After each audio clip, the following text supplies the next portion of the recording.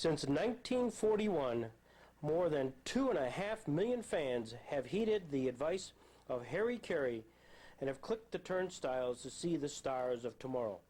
Over 100 Jamestown players have graduated to the big show, with Nellie Fox being the only one to go from Jamestown to Cooperstown. Since 1941, the Jamestown professional baseball teams have been blessed with some terrific managers. One of them was Greg Malevy, who successfully coached in 1941 and 42.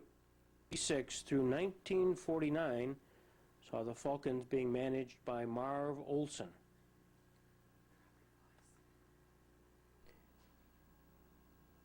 (1951, 1952, and 1955 saw the very popular and very successful Tony Lupien. However, nobody eclipsed the popularity of Pat Daugherty, who was here for a total of 6 years as manager, and prior to that as coach. Let's hear Pat's story. How did you find your way to Jamestown, New York? It was 1977, wasn't it? I came first in 1973. I came as coach for Walt Reniak in 19. What had happened, Greg, I started in Jim Fanning. Mel Didier then was, who's now the farm director of the new Diamondback Club. I managed Sarasota, Florida, well, actually Cocoa Beach, Florida in 1992. 1972. And I managed them to the worst record they ever had. And, and I was going to mention that tonight. I think I had a 9-60 record. We lost 23 straight games in July. But then I used to tell the people back home, and that was my first year, and I thought, I thought I was the Leo DeRocher and Casey Stengel. I thought I was everybody. That this was going to be easy. I'm going to move right through professional baseball. And surprisingly enough, Gary Carter was my catcher on that club. And Ellis Valentine, who should have had a great career, and then got into the cocaine and stuff. But anyway, when I went back home with that record, I told the people back home, because they was following in Sporting News, I said, isn't it terrible that a paper as reputable as the Sporting News can get a guy's record turned around? But I blew that leg out of the water in 72, and we dropped obviously, we dropped, in fact, the league forward. That was called the East Coast Gulf Coast League, and there was 4 clubs in it. So I came up here as a coach with Walt Reniak in 73. 74, I went to West Palm. 75, I went to Lethbridge, Alberta, Canada. And I'm trying to think, Greg, my mind's leaving me, if I came here in 76 or 77. 77. 77 was my first year. Hi, Greg. This is Pat Daugherty. I got your letter, and finally found a moment or two here to respond, and I appreciate you including me in your Jamestown Expo history. And I'm going to just kind of try to bring back some of the things that I can remember happened. I had many great years there. One funny thing, John Connell, who was a backup catcher for us, and I don't remember exactly the year, but got to play very, very little. And the one night I was going to play him, he was all excited. They're playing the national anthem, and the pitcher and everybody runs out to the mound, and I don't see John Connell. And about that time, the little kid from the clubhouse come running up, screaming that a fan just told him somebody's locked in the locker room. And I sent the trainer out, and what had happened, John Connell was so nervous, right when they started playing the national anthem, he ran in the locker room, and one of the fans come by and saw the padlock was unlocked and in the half, so he just locked the padlock, and luckily John Connell didn't miss one of the few games he got to start, but we had a big laugh over that. In the early years, we had a catcher named Mitch Cipolla. Was a young high school kid that came there to catch, and he had a history of doing the unusual. One night we had a rain delay, and we were all in the locker room, and finally a couple of players come in out of the dugout and said the game's been called. It's just been announced over the PA system. And almost immediately after that, the two umpires come into the room furious, wanting to know who called the game. And I said, well, I figured you did. You guys are in charge of it. And he said, no, somebody else called the game. And finally someone said that Mitch Cipolla was up in the PA box. Well, Mitch said he had always wanted to be a TV or a radio or TV announcer, and he was just trying his voice out on the PA and made the announcement that tonight's game's canceled. So we lost a game because Mitch was trying to further his broadcasting career. Another interesting story, Bob Hartsfield coached at Auburn several of those years that I was at Jamestown, and we were probably the two oldest managers in the league, and in the early years that league had a lot of real young umpires. They didn't have the umpire training that they've got in this day and age. Those kids would go down to L. Somers baseball camp for a summer, and they'd throw their name in the hat, and the best of the worst would be selected, and they'd be assigned to the first-year baseball clubs. But one particular game at Jamestown, when the grounds crew was behind time and they were hurrying, trying, and our grounds crew in those early years consisted of one man. But as we go out to try to get the ground rules at 7 o'clock for a 7:05 game, behind home plate, kind of off on the grass, the groundsman had his wheelbarrow, and it had the old bases in it, and it had his field marker and a bunch of material in it. And spontaneously, Bob Hartsfield turned to me and said, how are we going to play the wheelbarrow here off the grass? And I said, like we always play it. You know, if it gets in the wheelbarrow, the ball's dead. If it gets into the wheelbarrow and bounces out, we're going to play it. Now the two young umpires are looking at one another like, I've never heard this in my life.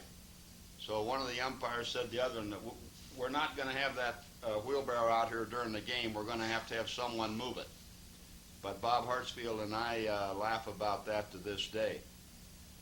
One other thing I think happened in '90. We were on, you're on candid camera, and the TV crew from New York came in. Jamestown, New York, home of the Jamestown Expos. And the Expos field is going to be the setting later tonight for one of the most unusual candid camera sequences we've ever tried. Because we was fighting for a playoff spot with Erie. So Tom O'Reilly says, I got a great idea. I got a call from Candid Camera. This 10 o'clock in the morning. He said, they want to come over here, and I said, what in the hell would they want to come to Jamestown, New York? He said, well, they want to do something on minor league baseball. And I said, they got teams, you know, they got some clubs. The Mets have got a club. I think the Mets then were at I don't know what town it was. He said, I don't know, but they want to come here and do it. And I said, well, Tom, I'll tell you, you better check with the front office. I said, who knows? So anyway, he called, checked. He called and said, I said, no problem with it. He calls back from Montreal, said it's fine. So when Peter's telling me what they're going to do, I'm thinking, that ain't going to go. But, you know, it's not going to. It's going to be. So he told Juan Lopez was managing Niagara Falls, and we were in the race in with Erie. We was going right down to the thing where, and I thought, this is going to screw everything up. I mean, we were like a half a game back, and we had a doubleheader. This was in between games of a doubleheader. And nobody noticed that the two umpires in the first game, when these come out, nobody noticed the difference. Bill, he says, you know, he said, that's going to make Baxter mad. And so only Hargis knew it, the catcher. I knew it, and Juan Lopez, the manager of Niagara Falls. Nobody knew it. I came in for the first game and walked into the press box. And the next box to us was all this TV equipment. Now, we're used to TV equipment up there with the stations in Erie. Once in a while, a Buffalo station will be down there with shoulder-held cameras. But this was big stuff. This is big cameras on a tripod and so forth. And they had, as I recall, about 3 cameras. A fellow named Bob Baxter. Now, what Baxter doesn't know is that his catcher is working tonight for the Candid Camera. And I'm going to pose as the home plate umpire. Now, whenever Baxter tries to throw a pitch, his catcher is going to confuse him with hand signals he's never seen before. In a few hours, there'll be several thousand people here, and of course, they won't know what's going on either. Now game time is approaching and the crowd files in. Out on the field, pitcher Bob Baxter is taking his warm-ups with catcher Dan Hargis. I'm behind the plate. One other thing. Up in the press box, the game is being broadcast live on local radio station WJTN. Now, the 2 fellas doing the play-by-play have no idea about the Candid Camera stunt that will soon occur. And there's confusion between the pitcher and the catcher, so let's get together. How can you get messed up on the first signal of the ball game?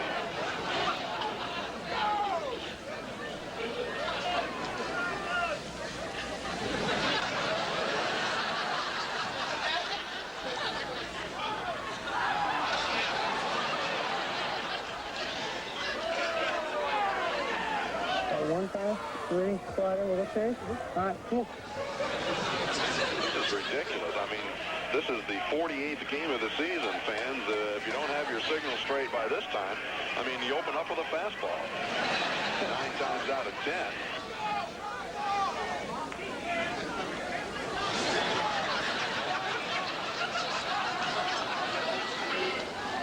Time! What's going on here, Pitch? Put down. Huh? He put down a number there. Just a minute. What is going on out here? Not putting down numbers, he's putting down, I know what it is. How long you 2 guys play together? You know the signals, let's go. We've never done that before. What? Night signals? Come on now. Fellas, we've been out here 5 minutes. We haven't thrown a pitch yet. Well, put down the numbers. All right. I don't know what you did. You just missed it. I don't know what that is doing. That's not what's illegal.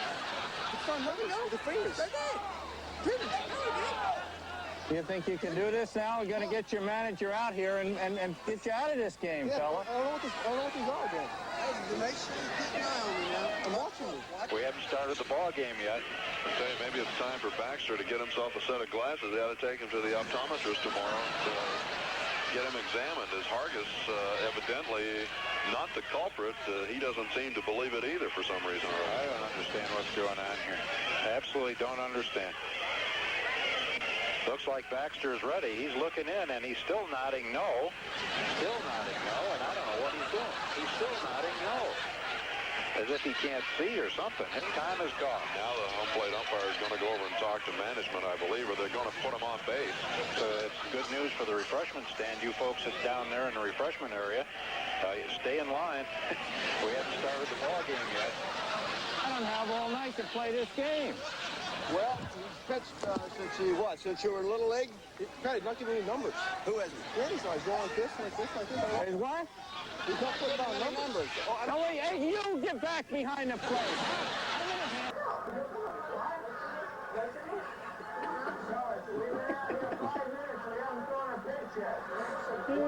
Our team didn't know what the hell was going on. You're not getting any numbers? What you doing? Told him give me numbers, I'll throw it. And what's he giving you? Just give me this and this and this. What does that mean? No idea. What?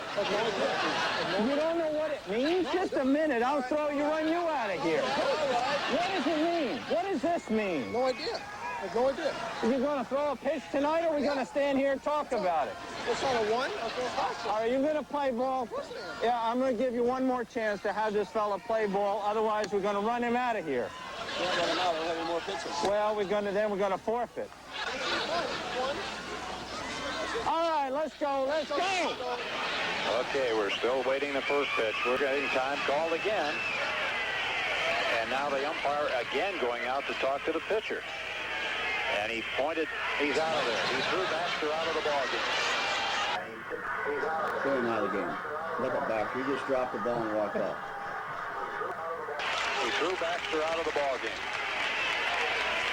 One of the most unbelievable things in the history of professional baseball we're seeing right here.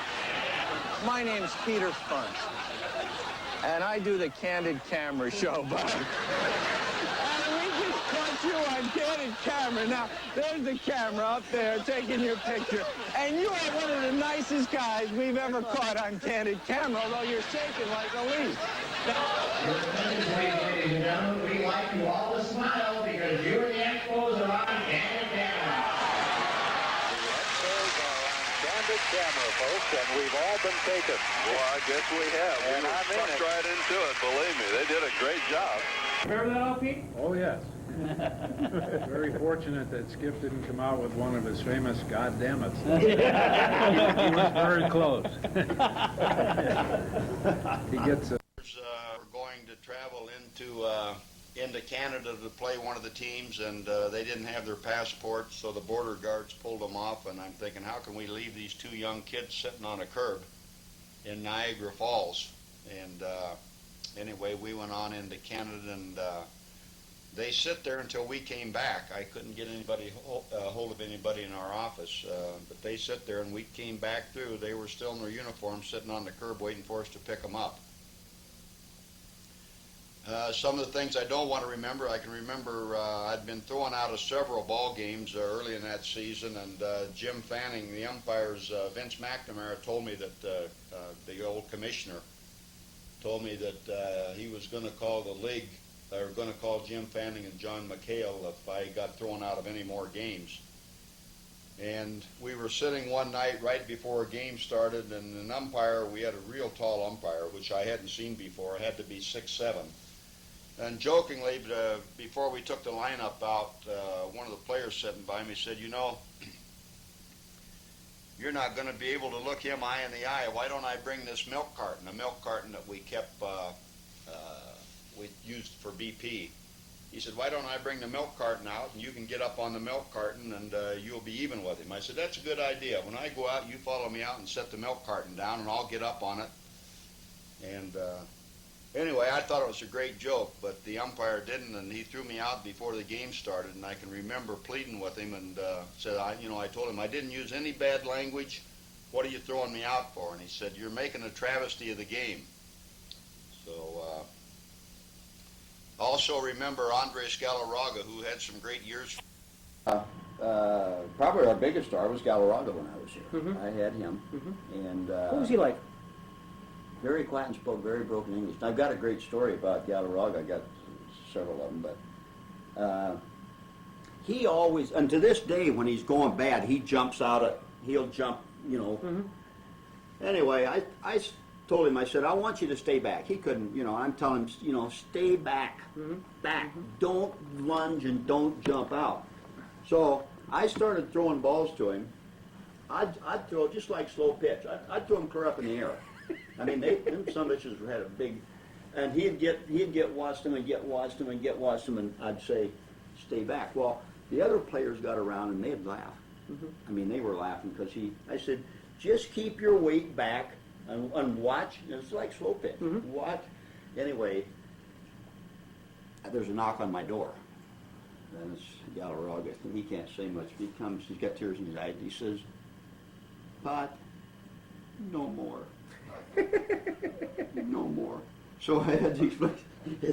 I said, you know, we're not making fun of you. This is trying to get you to, but because everybody was laughing, he was saying, no more of these. Just throw to me like the other players. And then I got on his ass one night in, we're in Geneva. Geneva. And he was pouting because I didn't start him. Mm-hmm. And he was also backup catcher. Mm-hmm. And he wouldn't go out and warm up somebody else has to go out and warm up so I got him a dugout. And I said, from now on, you get your ass out there and warm up the pitcher. If not, you're on a boat tomorrow morning back home to Venezuela. Well, of course, he played for us now in Colorado for 5 or 6 years, but anytime I'd walk in the locker room, he'd say, no boat back to Venezuela. Of course, he speaks English good now. And I said, no more, Cap. You can buy the boat now. You can buy a big boat, like the Queen Mary. He's having a hell of a year or two, isn't he? I can remember a game at Elmira when we were down 9-2 with 2 outs in the 9th inning. and we came back and won that game 10-9. And I can remember Dick Baradino, who was in that league longer than I was. Remember him chasing his players out of the dugout, carrying their clothes. They didn't even get a shower. I can remember a year when Tony Phillips was a young 17-year-old shortstop for us, and really a high-strung kid with a hot temper, and me having a hot temper. We went head-to-head for that whole year. He thought he should be playing at West Palm, and the Expos thought he should be playing at Jamestown. And at that time, he could really play. But after about 14 years in the big leagues, I've really never seen Tony. But a year ago, one of the players told me that Tony Phillips said hello. Tony Phillips said hello to the best manager ever had. And here all these years I was avoiding him, thinking that he probably remembers me as a guy that was on him every day. Okay, Tony. Okay, good luck, Jamestown, on your 50th career. I hope you have many more to come. Thank you very much.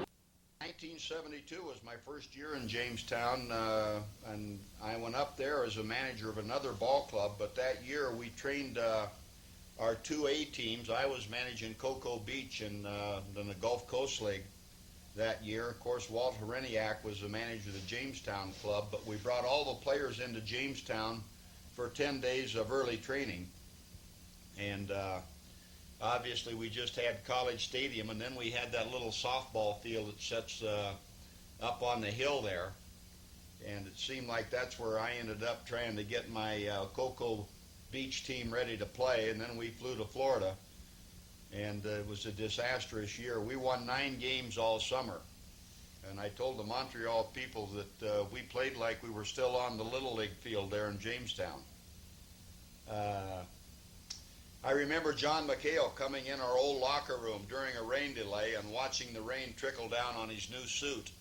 And I thought, well, at least he knows now what the players and the manager is going through in this old locker room, because it used to pour down those steps, and there was some good lockers and bad lockers in that locker room. The good locker was one where you come in after a rain and your clothes were not all soaking wet. I can remember old Bill Steinecke, who was kind of a special assignment guy to Jim Fanning and John McHale, a guy I truly loved. They sent him around to kind of troubleshoot all things. He had been in baseball all of his life. And I can remember him in the early days of all of our June camps up there. He would come in and order all the soup and crackers and things for lunch, and he'd reach up in that old locker room and bring down the soup cookers or the soup boilers, and he'd work with steel wool, scrubbing them, trying to get the rust out of them.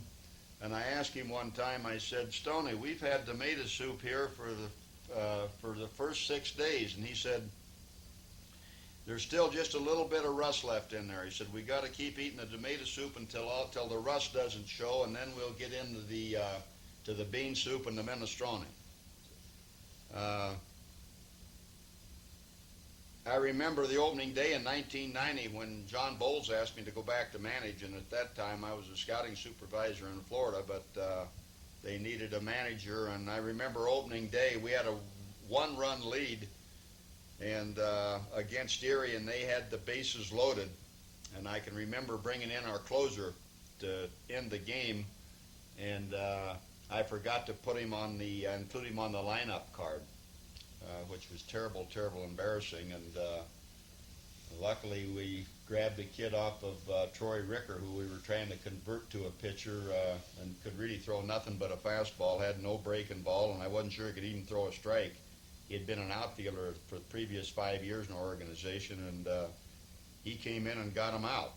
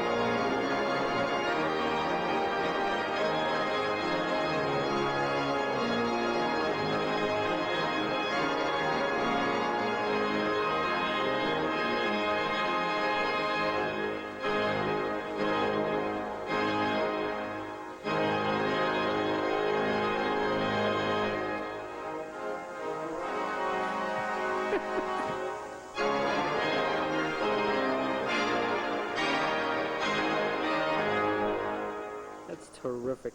A lot. I've got a lot of interesting, things that happened that you look back on the positive things. Oh, exactly. So, and that's what they want to hear tonight. Cause I had just run some of them by you. We had a big linebacker from Eastern Michigan named George Shervish. He looked like a Omar Sharif. He was tough and he was mean and he was tough to handle. Yeah. But anyway, I had a phone that Pat Mullen, the old hitting instructor we had here, gave to me one time, and it's amazing. If you ring a phone, I don't care if it's in a bar or what, if you ring a phone, everybody will stop. Mm-hmm. And anyway, I hung this phone in the dugout. I told the guys I'm going to get Shervish because all the girls, he always had 15 girls ask about him, but it just had a little cord on it, and I just pounded a nail in the thing and dug out and hung just a little plastic receiver, hung it up there. But I told one of the pitchers, I said, when Shervish comes in from right field, ring that. So he comes down and gets a drink, and I'm standing on top of the dugout. So the kid with the little buzzer, he had in his pocket, and he rang it and rang it. And pretty soon everybody's looking. So I said, Bill, get the phone. And I said, I don't know who in the hell, I just had this thing put in, who in the hell give the number out? But I said, this is a private goddamn phone. So anyway, it rang and rang. So finally I went over and I picked it up. And I said, and then there's no cord. I got the cord just on the nail. And I said, Mike Shervish. Yeah, he's here. Who is this? So Shervish stops. He's like, shit. So I said, Mike, take this time. We're in the middle of a ball game, and whoever in the hell's calling you here, tell them that, you didn't want no more phone calls. This is a skip phone in this dugout. So he gets clear back in the corner. He pulls that thing out and gets clear back in the corner. And I thought, he's liable to hit me or throw me clear out of this dugout. But anyway, he started talking and that, and finally he looked at the plastic receiver and threw it down. Good. Mike Shervish.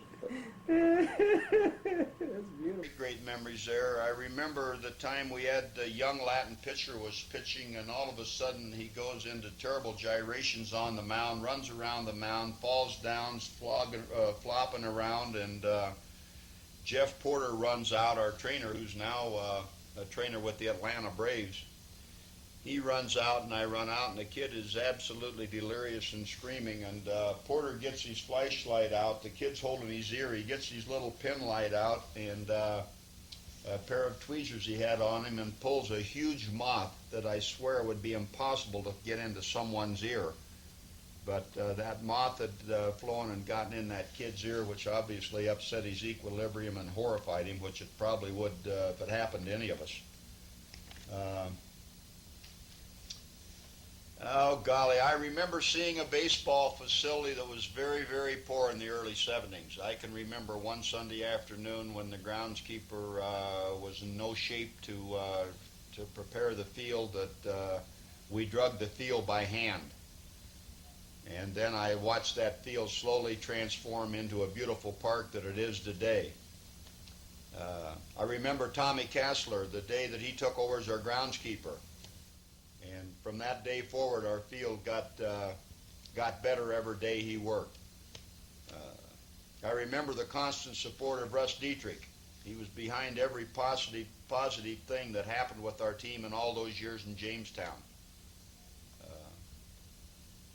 I remember the Bluebird bus lines, who improved their service from buses that we literally had to push on a couple occasions to the top of the line charters.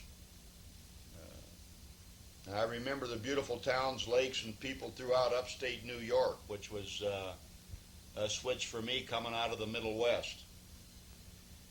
And probably most of all, I remember Jamestown and its great people as being my first step into the great world of professional baseball. And again, I want to thank you for this opportunity. Give my regards to Jim Riggs, to Russ Dietrich, Charlie Ride, and all my other friends up there. I appreciate it. Take care.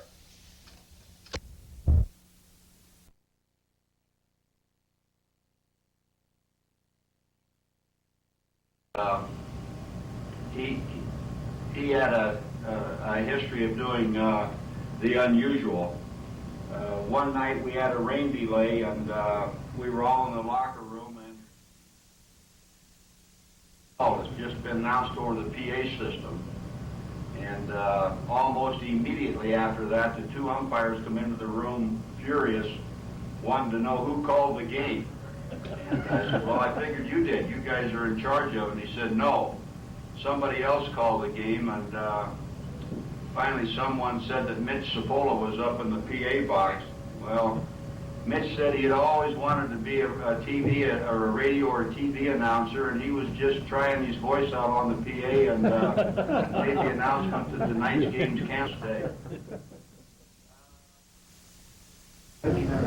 Pat was beginning to get mad because it was dragging on, and Pat was really concerned that Max was just going to lose it. But the worst part was if you were there, it was bad. The fans were booing just because you didn't know what was going on. And it was a real lull when you were there. When you saw it, there on film, it's fantastic because you had some sound. So I remember the fans were having a fit. After the season was over each year,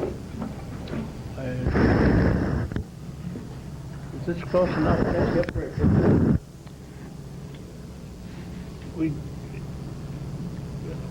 make the players check for the get home on expenses, and many of those players would during the season would come out and borrow $100 or $200, and I'd take that out of that last check. This happened this morning, and Galarraga was there, and he said, will you drive me up to the airport? And I said, sure. And when the other players got their money, I took him to the airport, and on the way up, Galarraga said, I don't understand why these people have to borrow any money. He said, I had so much money, I had over $300 in my savings account. That was something for hard to believe, because the kids spent money on liquor and girls and everything else, but not Galarraga. He had a girl he was in love with from his hometown. He never went out, never did anything. One other thing that Galarraga did in a playoff game, it was the ninth inning, and we were one run behind, and he hit a long ball that went out the center field fence and hit right on the inside corner of the fence. And instead of going over, it bounced back in the air, and he got a double out of it. We lost the game by one run. If it had been an inch higher, it would have gone over. Pat, it's great to hear from you again, and I enjoyed it a lot. Many memories. Thank you. That's terrific. Thank you. Pete, I'm going to do something. I'm going to have you sit over. Okay, I'm ready when you are. All right. Hi, Pat. Kerry Kellogg here. A couple of quick stories, reminiscing a little bit. Back in 1979, we were on the road in Oneonta, our last series, and I happened to go in and pitch the last 6 innings of the ball game, where I did quite well to end the ball game, and Jeff Porter brought me into the locker room and iced me down, and he had a roll of rings on the side of his pocket. So we started going through those rings, and we opened up some of the doors inside the locker room, and lo and behold was a huge barrel of Yankee uniforms that's been sent down. And I looked at Jeff, and he looked back at me, and he knew what I was thinking, because I had been a Yankee fan all my life. And he said to me, all right, just take one. So I took number 27. Was an outfielder by the name of, I think it was Elliot Maddox. And I think I made more money off that uniform than I did in the 2 years in the minor leagues. The next story was the next year, 1980, when we had a lot of games on the road. I don't remember if it was July or August. And we had a terrible month. I think we lost 20 out of 29, and you were finding everybody on the team for anything. And one night I don't know if it was Geneva or Little Falls, but I had met a young lady during the ball game, or before the ball game actually, in the bullpen. And she asked me to come over that night, and I didn't know if I could sneak out because you were on the rampage. And I think you were a little low on money that month.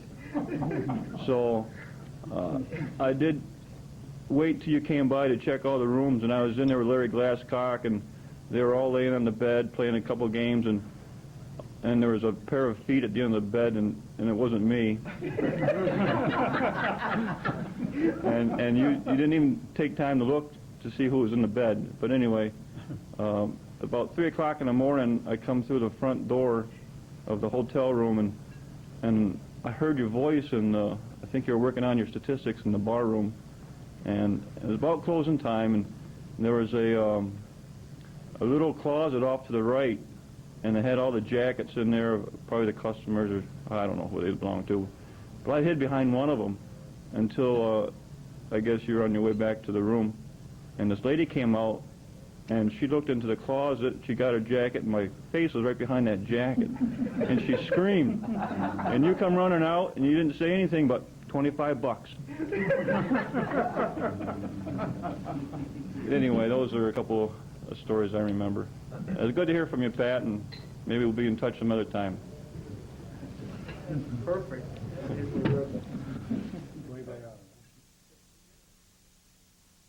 Well, Pat, it's good to hear from you again, and can reminisce. And you know, the thing about reminiscing, it takes some of the sharp edges off and brightens some of the shadows. I have a lot of good, fond memories of your time with the Expos and your being here in Jamestown. And I was glad to see, in part of your reminiscing, and Greg put the pictures together, that you were constantly not only training ball players, but you spent a lot of time training umpires. And a lot of that happened here in Jamestown. And your reputation precedes you, I'm sure, no matter where you go, as far as that's concerned. But when Greg was flashing on the stand or on the screen some of the rosters and some of the lineups, and boy, there was a lot of major league ball players and a lot of great young men that you touched down at the stadium and through the highlight of the Expos here in Jamestown, and put a lot of them on some major league rosters. And I'm sure as an individual like Tony Phillips and a lot of them felt you were probably one of the best managers that was in their life and had touched them. Because just the things that Kerry shared with you, that you were human, that you were understanding, you were a taskmaster, and all of those things were important. One of the things I can recognize now, more so than what was going on, and you touched about it a little bit in your comments about the community. You were a community person. You helped sell the ball club not only between the chalk lines and in the dugout, but you helped sell the baseball program here in Jamestown to the community. You were well respected by all of the fans and all of the local management people, but the person on the street in Jamestown was really the nuts and bolts of professional baseball here in the community. Respected and loved you so much, no matter where you were, whether you were in or out of the stadium. And that we're indebted to you for that, and will be forever. And a lot of the good memories that we remember and think about, as far as I'm concerned, and others, the name of Pat Daugherty comes up often, and we're so very pleased and proud that you're part of the history of our program here in Jamestown. Thank you. Perfect. All right, Greg. All right, Jim, it's all yours. Okay, Pat, it's Jim minus that hair from back in the 70s and 80s. Thanks for bringing up the name. I was telling Greg the story the other day and couldn't remember the name, and you brought it up, Mike Shervish, the ladies' man. Good story about Mike.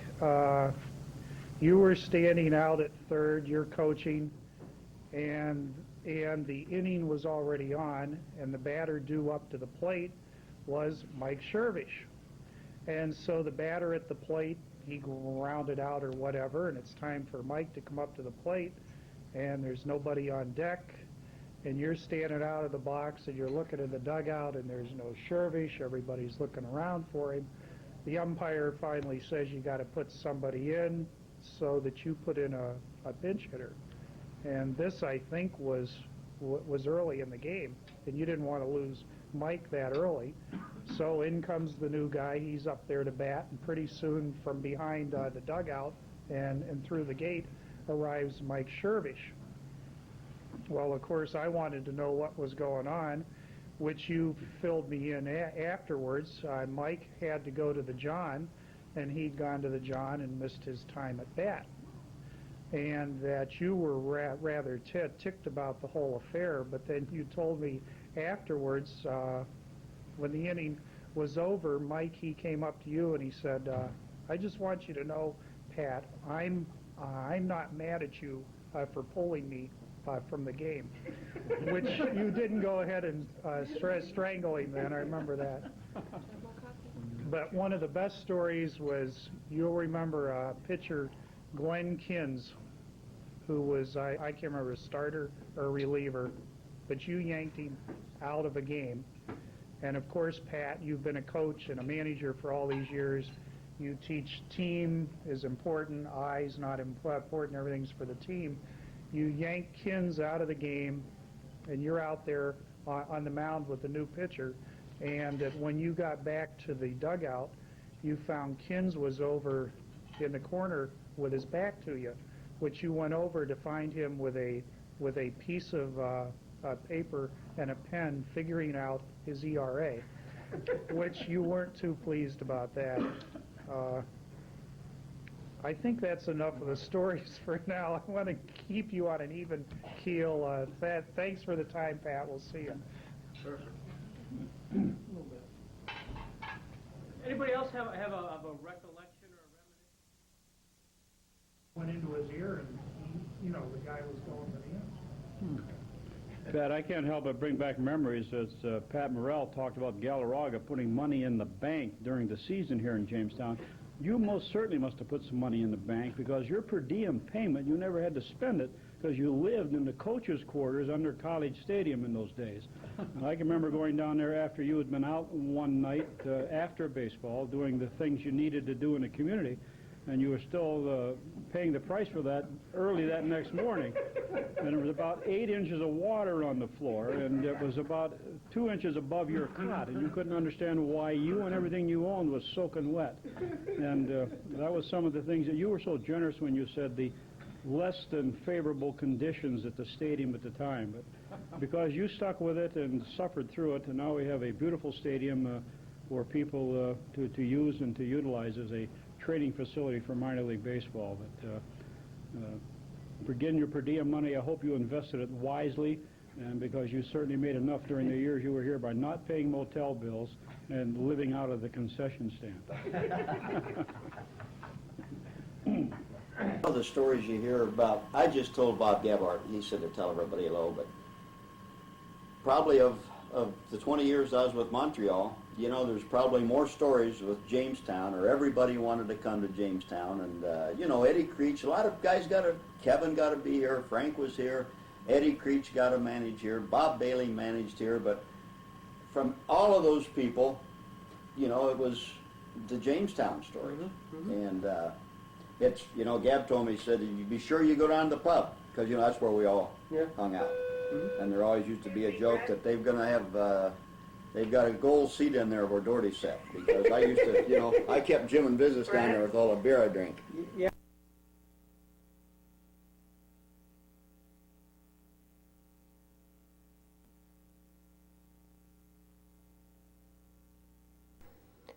As a postscript to these stories about Pat Daugherty, we recently came across one of the foremost pitchers in Jamestown history, Randy St Clair, who found his way from Jamestown to Indianapolis to the Montreal Expos. He was, in 2002, a minor league pitching instructor. Here are his remembrances. Close your eyes and you think of Pat Daugherty. I don't need to close my eyes. I can think of Pat. What a great guy. An intense human being. What a fire, just a fireball of intensity. And a great guy, a great teacher, and really a first-class guy on the baseball field, no doubt. The current assistant general manager of the Florida Marlins is Jim Fleming. Jim Fleming, though, spent much of his career in the Montreal Expos organization. He is a 1973 graduate of the University of Arizona. His coaching career began in 1974 when he was a coach at the University of Arizona, moved to Pima Community College in 1975, where he coached until 1987, and then in 1988 he became a coach at the University of Oklahoma, where he remained until he became a scout for the Expos in 1990. In 1991 In '92, he was the batting coach for the Jamestown Expos. Here is his Pat Daugherty story. Story? Everybody does. Everybody's got a. The funniest one for me was when I just signed with the Expos. I went right to instructional league, and John Bowles was the farm director, and so he was getting me in. And we had a meeting. We had a meeting the day before. We were bringing in and having an organizational meeting. So all the scouts and all the player development people were coming in. So we were working instructional league. And John went out of his way and said, hey, all the scouts are going to be in tomorrow, and we're going to talk about players. And you know, don't try to be tactful. Don't say bad things about players, and you know, and you tell the truth, but do it in a nice way. And he made a big point of it, and went on and on. And so the next day we started out, and the first team we talked about was the Jamestown Expos. And so Pat was the manager, and so he had to talk. And so Pat gets up, and the first player, I forget who it was, I don't want to say it anyway, he said, Joe Schmo, and he said, this guy's awful. And he didn't say it quite that cleanly. I think he said he was horseshit. and he went on and he said, this guy's brutal. And he said, I don't know who signed this guy. And then he looked down and he said, oh, I signed him. and I looked over at John Bowles and I said, John, is that what you meant by being tactful? Pat, you know, everybody's got Pat Daugherty stories, so he's a great guy.